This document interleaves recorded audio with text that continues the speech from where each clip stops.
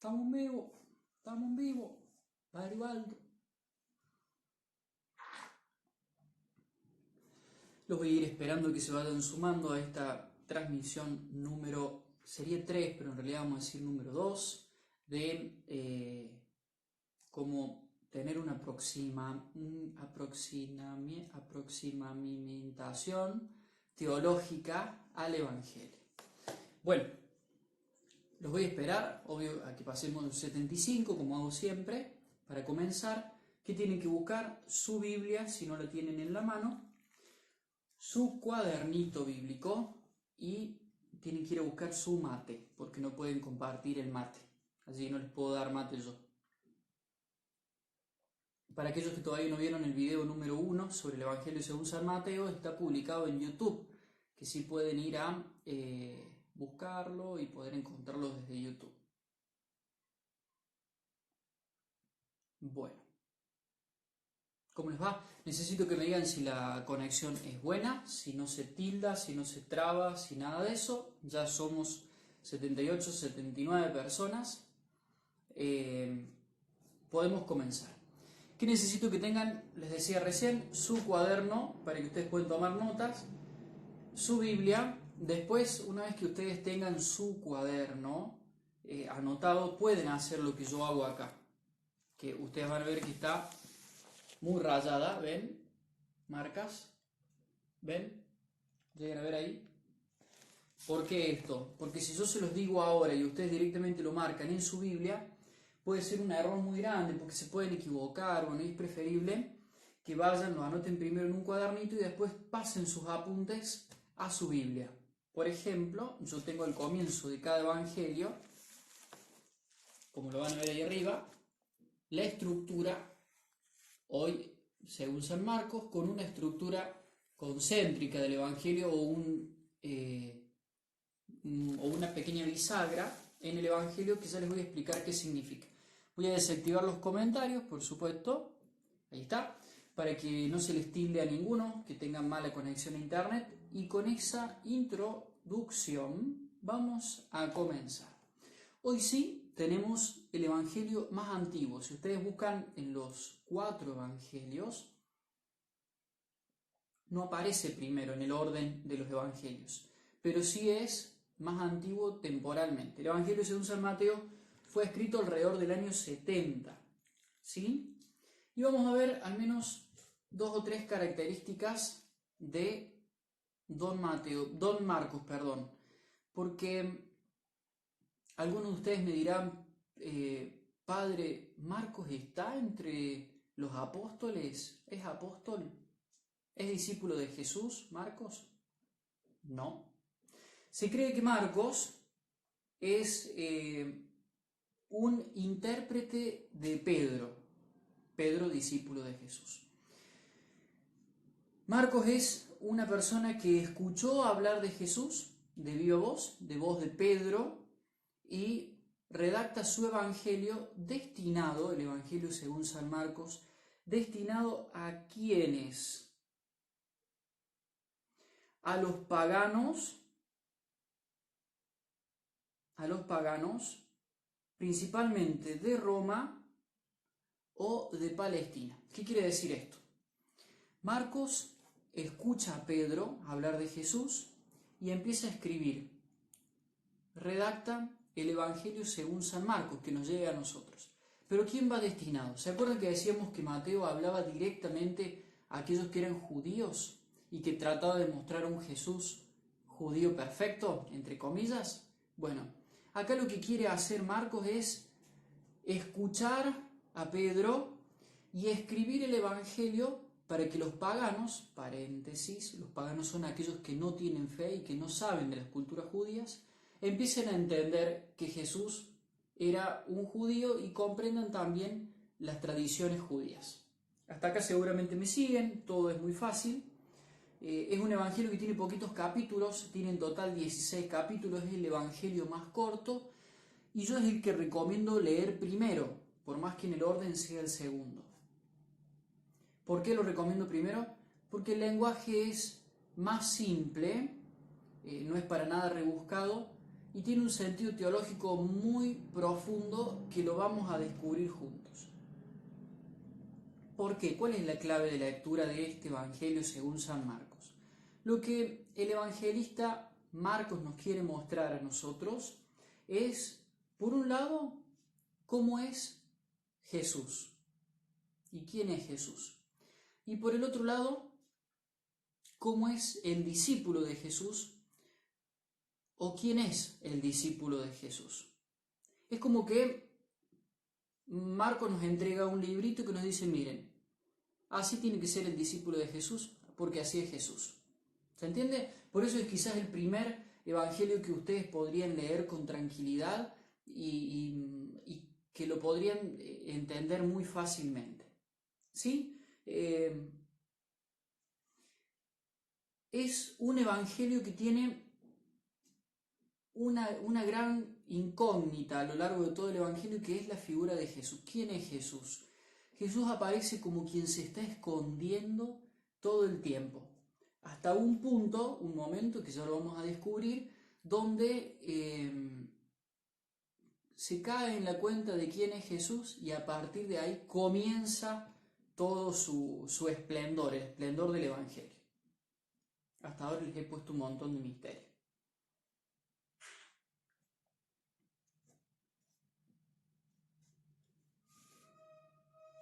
Hay una cita bíblica que es Marcos 8, 27 al 30, que se los voy a leer, que es lo que se llama en Marcos el capítulo bisagra. También va a haber uno en Lucas, lo vamos a ver cuando veamos Lucas. Pero es un capítulo, una cita bisagra, porque acá se quiebra el evangelio. Antes de esto era una cosa, después de esto es otra cosa. Y lo vamos a leer. Dice así Marcos 8, 27 al 30. Jesús salió con sus discípulos hacia los poblados de Cesarea de Filipo, y en el camino les preguntó, ¿quién dice la gente que soy yo? Ellos respondieron, algunos dicen que eres Juan el Bautista, otros Elías, y otros algunos de los profetas. ¿Y ustedes, quién dicen que soy? Pedro respondió, tú eres el Mesías. Jesús les ordenó terminantemente que no dijeran nada acerca de él. ¿Se entiende? Acá por primera vez Jesús la deja pasar en el Evangelio. Antes de esto los envía, les pide a aquellos que son curados no digan nada. Antes de este capítulo 8, versículo 29 concretamente, que dice, tú eres el Mesías, la profesión de fe de Pedro. Antes de esto Jesús, cuando los cura, todo medio que se escapa, se anda como que ocultando, porque hay algo que se llama, en esta primera parte del Evangelio, el secreto mesiánico. ¿Qué significa esto? Que permanece en secreto que Jesús es el Mesías. La gente lo ve haciendo obras buenas, se preguntan quién es, pero nadie puede responder a semejante pregunta. A partir del 8:29 y la profesión de fe de Pedro, comienza en el Evangelio de Marcos a mostrarse progresivamente el camino hacia la pasión, muerte y resurrección del Señor. De hecho, como lo veíamos en Mateo, vamos a tener 3 anuncios de la pasión. Primer anuncio de la pasión está a continuación en el texto bíblico, para que ustedes puedan comprobar en sus textos bíblicos de que se da verdaderamente este quiebre. Marcos 8, capítulo 31. A continuación de lo que acabamos de leer. Y comenzó a enseñarles que el Hijo del Hombre debía sufrir mucho, bla, bla, bla, bla, bla. ¿Sí? Primer anuncio de la pasión. ¿Dónde está el segundo anuncio de la pasión? Capítulo 9, versículo 31. El Hijo del Hombre enseñaba y les decía, el Hijo del Hombre va a ser entregado en manos de los hombres, lo matarán y 3 días después de su muerte resucitará. Segundo anuncio de la pasión. Tercer anuncio de la pasión. Capítulo 10, versículo 33. Ahora subimos a Jerusalén, allí el Hijo del Hombre será entregado a los sumos sacerdotes y a los escribas y lo condenarán a muerte. Tercer anuncio de la pasión. ¿Qué les trato de demostrar y explicar con esto? Que este Evangelio según San Marcos hace verdaderamente un quiebre en este capítulo 8, versículo 29.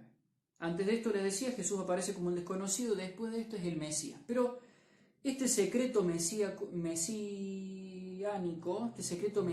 que aparece acá y que da el quiebre, tiene un sentido muy profundo para quien lee el Evangelio. Porque como les decía al comienzo, es un Evangelio que está destinado a aquellos que no son judíos de estricta observancia o que no son judíos en su naturaleza, en su tradición. Imagínense el pueblo de los romanos que no entendían nada de la fe judía y que tienen que creer en uno que es uno que dicen que es el Mesías, pero que no es del linaje para ellos escogido, que era un romano. Entonces se hace difícil creer, ¿sí? De hecho, quiero demostrarles, de algún modo, cómo lo presenta este evangelista a Jesús. Y creo que es muy importante que tengamos en cuenta esta actitud que tiene el evangelista al momento de presentar a Jesús. Quería mostrarles un ejemplo muy bonito, pero que no lo voy a encontrar seguramente. Me olvidé de marcarlo antes. Bueno, los que leían y escuchaban este Evangelio según San Marcos, en su época y en su cultura, estaba muy metido la superstición, quizás como en nuestra época también. Por eso quiero remarcar y quizás hacer un poco más de énfasis en eso.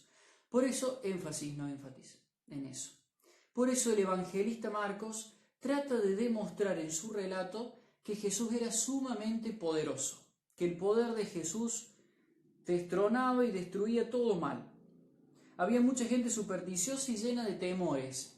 Entonces, Marcos, cuando escribe el Evangelio, le trata de demostrar a esta gente que Jesús es alguien que tiene poder y dominio sobre las fuerzas del mal. No se va a detener el evangelista Marcos a discutir creencias o a decir, no, pero Jesús vino con sumo poder para... No lo va a hacer, sino que va a demostrar en la lectura de ese evangelio que Jesús vence las fuerzas del mal. Por eso, algunos ejemplos que los van a leer ustedes, pero que quiero que los entendamos de algún modo. Primero porque encontramos que Marcos envía a sus discípulos a hacer eso, a liberar del mal.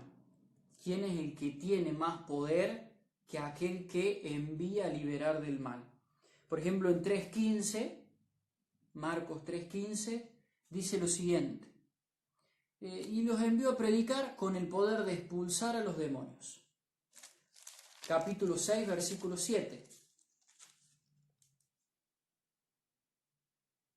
Entonces llamó a los 12 y los envió dándoles poder sobre los espíritus impuros. Jesús se presenta como aquel que tiene la suma autoridad y el poder de derrocar, destruir todo lo malo. Si ustedes van, por ejemplo, capítulo 4, 35,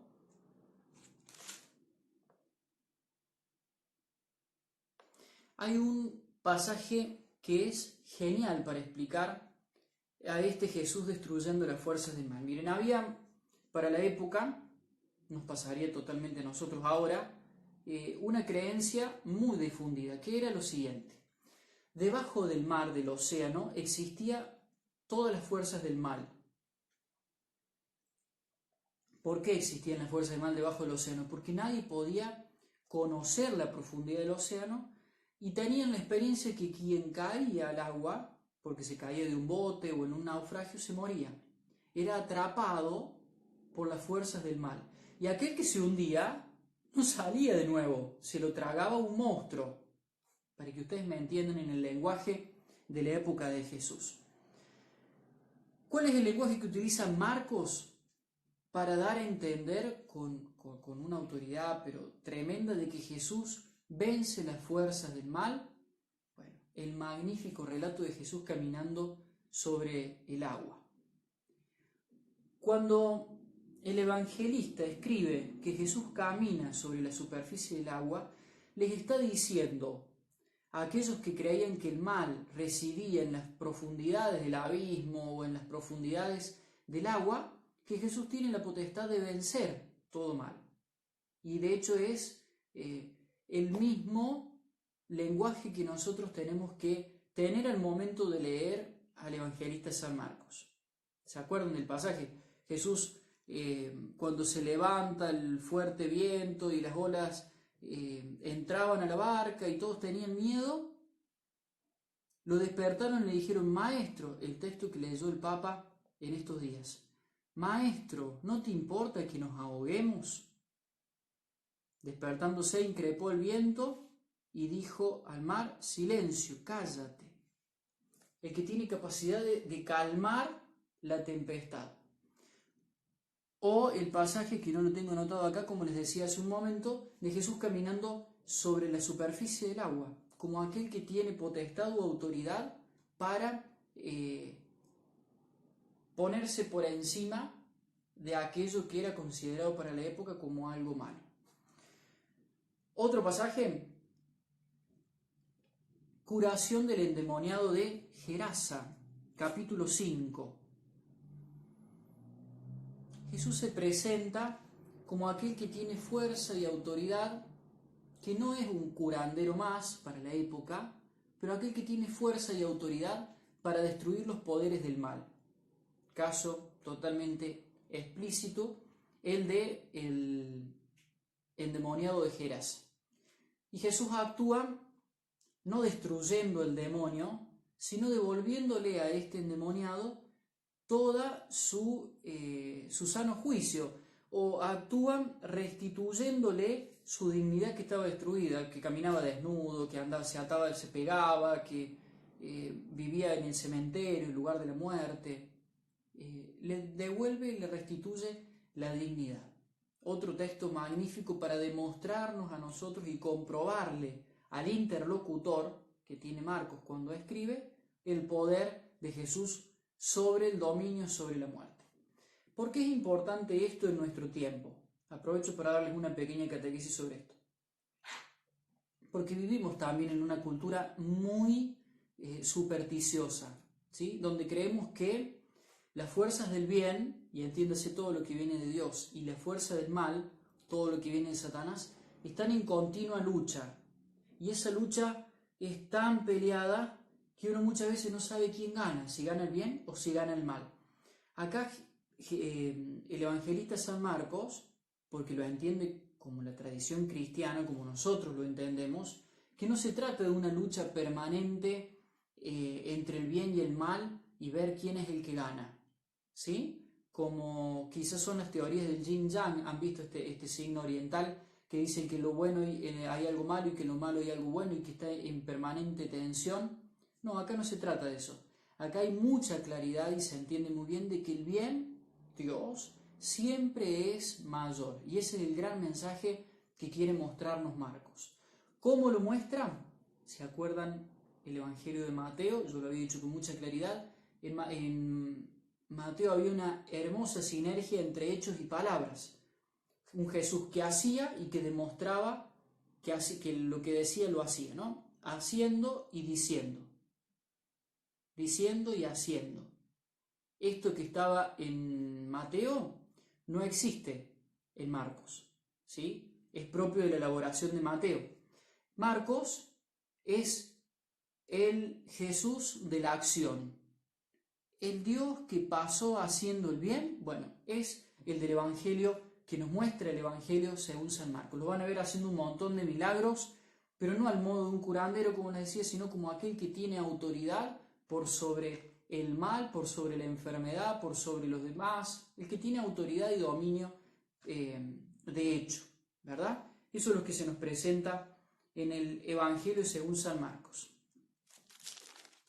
Hasta acá me siguen bien, voy a ver si hay alguna pregunta, activo los comentarios un momento para saber si hay alguna pregunta, mientras tanto voy buscándoles algún elemento más.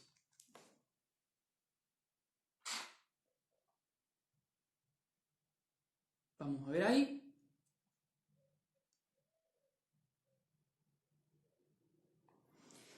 El Evangelio tiene una pequeña introducción o prólogo, ¿sí? Que es en el capítulo 1.1. Miren qué curioso. Dice, comienzo de la buena noticia, es decir, Evangelio.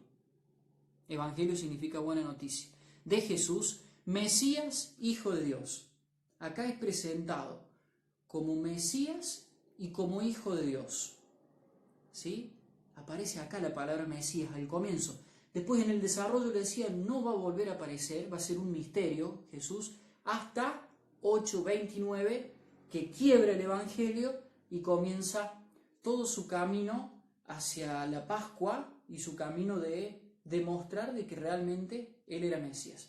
Para el comentario que vi ahí que decía que voy muy rápido, esto va a quedar publicado después en YouTube para que ustedes puedan detenerlo, quizás tomar algún apunte más y pasarlo a sus Biblias. Yo que intento con esto, como lo hice con Mateo, hacer lo siguiente, que ustedes puedan entender al momento de leer este Evangelio qué es lo que nos está queriendo decir el evangelista, ¿sí? Porque también nosotros somos interlocutores del texto. Para que ustedes entiendan un proceso que ahora sé que lo van a poder entender, Mateo, que fue el otro video que hicimos, recibe, le llega a sus manos, como lo gráfico, le llega a sus manos el Evangelio según San Marcos. ¿Sí? Ahora estamos analizando Marcos, pero quiero contarles esto porque es importante.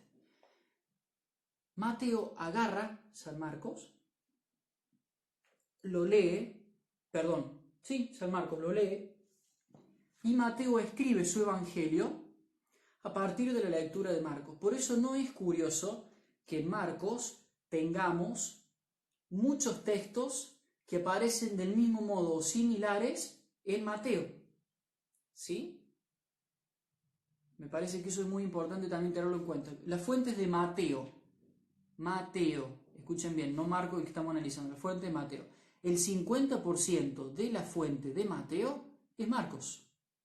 Después hay un 23% de Mateo como elaboración propia y hay un 27% de una fuente que se llama Coelet, de Fuente Q, que es otra fuente encontrada por ahí, ¿sí? Pero fíjense, el 50% de Mateo es Marcos.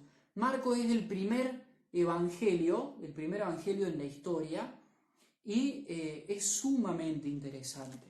Sumamente interesante porque la presentación que nos hace de Jesús es quizás la mejor clave de lectura que nosotros que nos estamos iniciando podemos tener. Padre, ¿es decir que el Evangelio de Mateo se escribe a partir de Marcos? Claro, de algún modo se puede decir así, que una parte, un 50% del Evangelio de Mateo es una relectura de Marcos. ¿Lo entienden así? Eso está bueno poder comprender. Miren cómo se lo nombra a Jesús a lo largo del Evangelio de Mateo. Capítulo 1, versículo 1, Jesús es presentado como Hijo y Mesías. Esta pequeña presentación que es como si el evangelista Marcos nos dijera, miren, les voy a hablar, así nos cuenta, les voy a hablar de Jesús que es el Mesías. ¡Tac! Lo tira y empieza el relato de todo el Evangelio, presentándolo después en 1.9 como hijo. Jesús se presenta como hijo. Lo quieren condenar por hacerse llamar hijo de Dios. Recién en el capítulo 8:29 se presenta como Mesías. 1.1, hijo y Mesías. 1.9, hijo. Capítulo 8:29, Mesías. 9:7, hijo del hombre. En 9:12. Y en 15:39 como hijo. Ahí veo que hay una pregunta. ¿Marcos no fue inspirado por Mateo? No, al revés. Marcos sirve de inspiración para el evangelista San Mateo.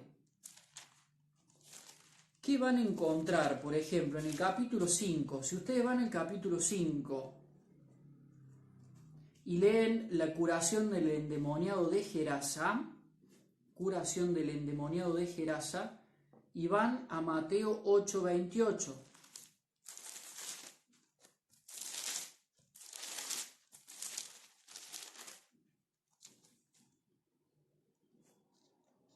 Y leen curación de los endemoniados de Gadara.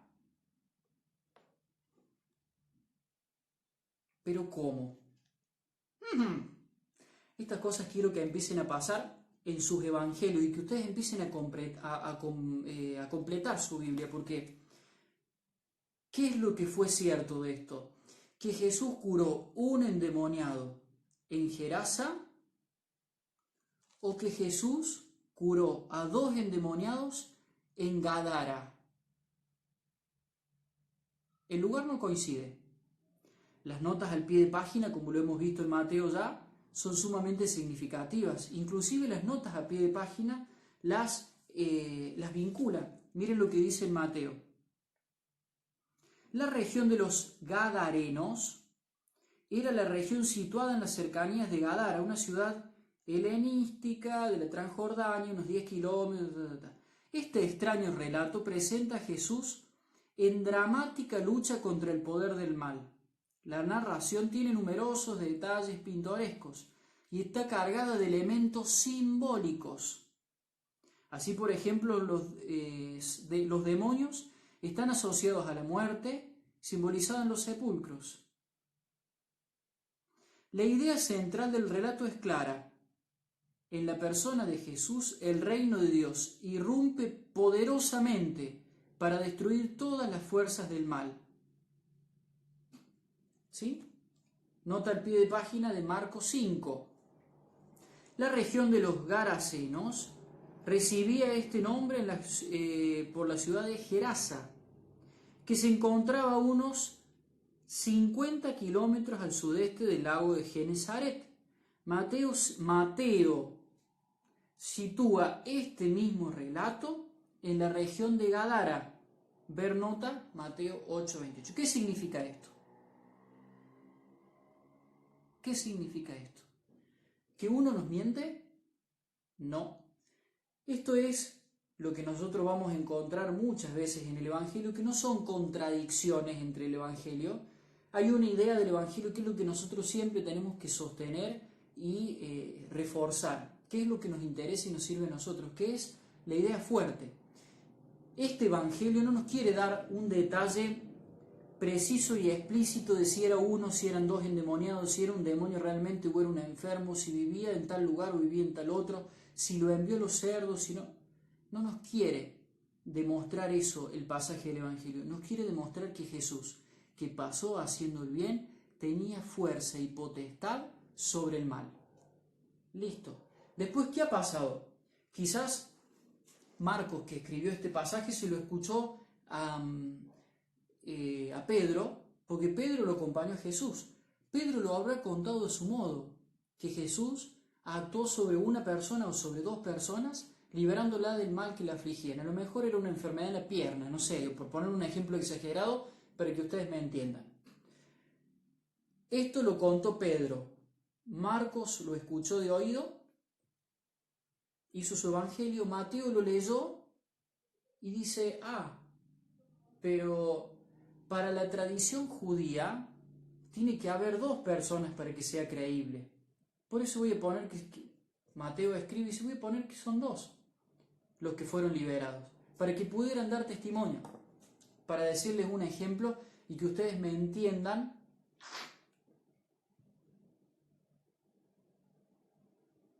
Bruno me dice, padre, Marcos 6, versículo 45, Jesús camina sobre el agua. Ahí está el texto que yo les decía recién. ¿Sí?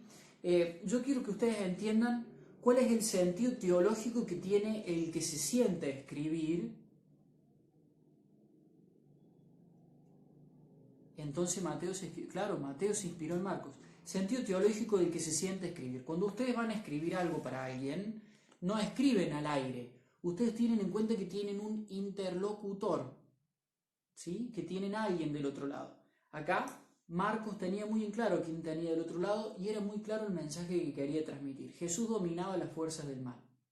Entonces el mensaje se muestra con claridad. Mateo tiene también claridad, le escribe a los judíos. Entonces, ¿qué hace? Ese modo de escribir a los judíos es muy, muy simple.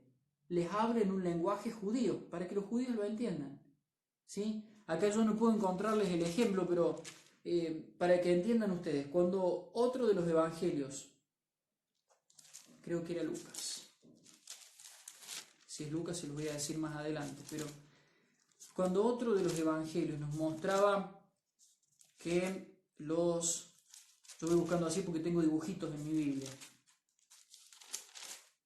no, te voy a ver si lo encuentro, que corrían el techo para entrar a que Jesús lo curara.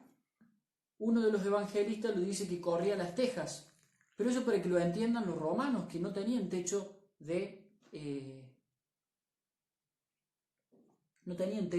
teja, tenían techo de palo mezclado con yeso. Entonces, ¿cómo lo entiende el romano si no tenían esos tipos de techos? Se lo tiene que decir en el lenguaje que ellos sí lo entendían. Bueno, no me quiero extender mucho, quiero contarles algún detalle más curioso de este evangelio, propio de este evangelio.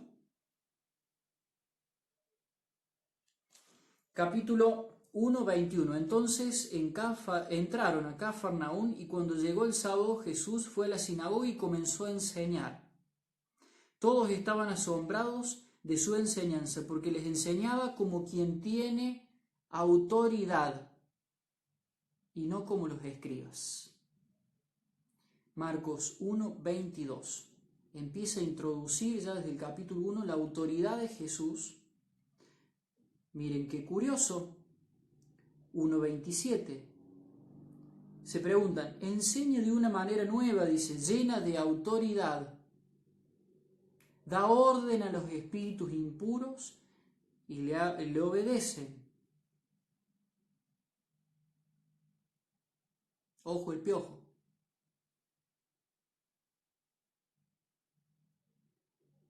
¿Sí?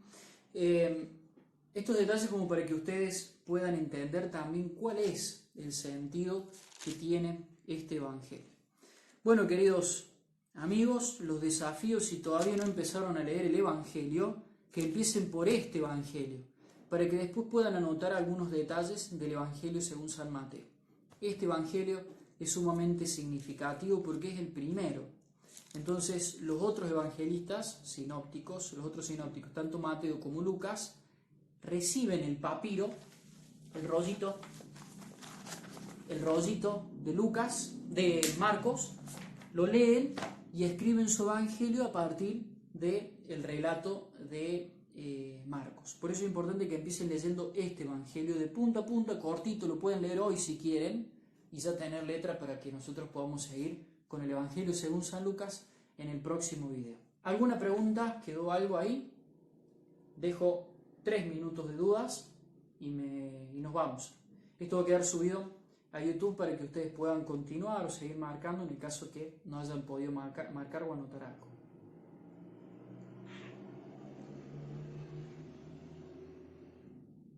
¿Y la fuente qué? Me preguntan. Y la fuente Q, se la llama así, Q.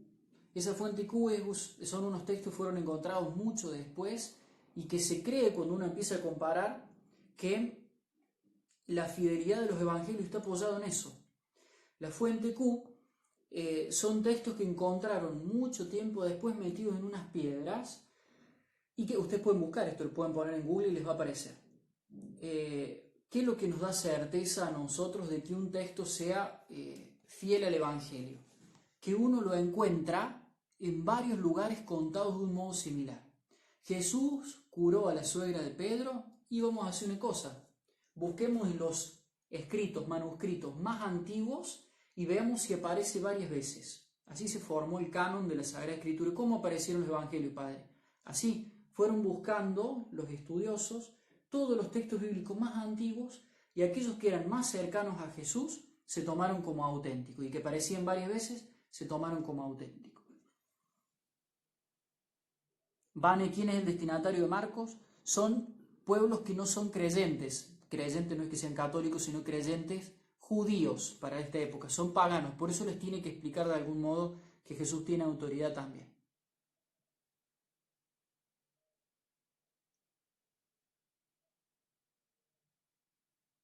¿Se entendió? ¿Por qué el orden de los evangelios? Está dado así el orden de los evangelios. Yo no sé precisamente por qué no lo han puesto por el orden temporal. Supongo que porque han ido cerrando el canon, lo han ido entendiendo como encontraron primero completo el Evangelio de Mateo, supongo, y quedó puesto así. No importa cuál se lea primero. Uno lee primero, hoy sabemos nosotros después del 1900 y pico, que las fechas en las que fueron escritos quizás antes no se sabían, por eso los han puesto de distinto modo. Sí coincide el de Juan, que es el último, que fue escrito más del 100. Y van a ver que no es un sinóptico, uno de estos tres evangelios, Mateo, Marcos y Lucas, sino que es otro estilo de evangelio que tiene otro lenguaje, que es mucho más complejo y que es mucho más posterior.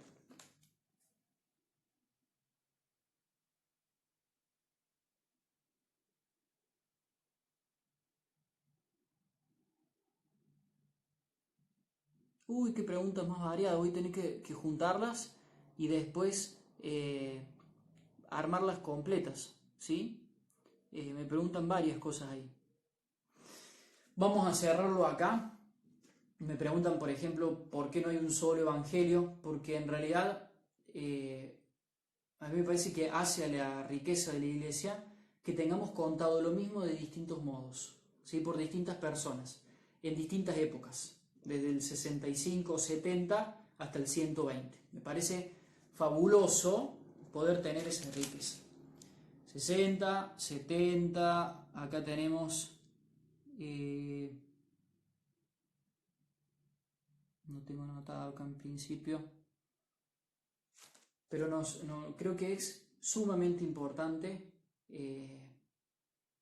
Sí, preguntan ahí, Marcos, Juan Marcos creo que se llama así, Juan Marcos. A ver, Juan Marcos, alrededor del 70 escribe el evangelista San Marcos, fue discípulo, o mejor dicho, un intérprete, no se sabe si discípulo directo o un intérprete de San Pedro. Sí. Bueno, queridos chicos, corto esta transmisión, la comparto y en breve va a estar también subida a YouTube. Que Dios los bendiga, los espero para que veamos juntos el Evangelio según San Lucas, que tiene una doble parte, no sé si ustedes lo sabían, pero tanto Lucas como Hechos de los Apóstoles forman parte de una misma obra. Les tiro esa previa, con esa los maté y nos vemos para poder analizarlo. Estén atentos, activen las notificaciones de la cuenta para no perderse esa transmisión, ¿sí? Que cuando tenga posibilidad, no sé si mañana a la mañana o pasado mañana a la mañana, a las 11 de la mañana, la voy a estar subiendo. Chau, chau, que Dios los bendiga.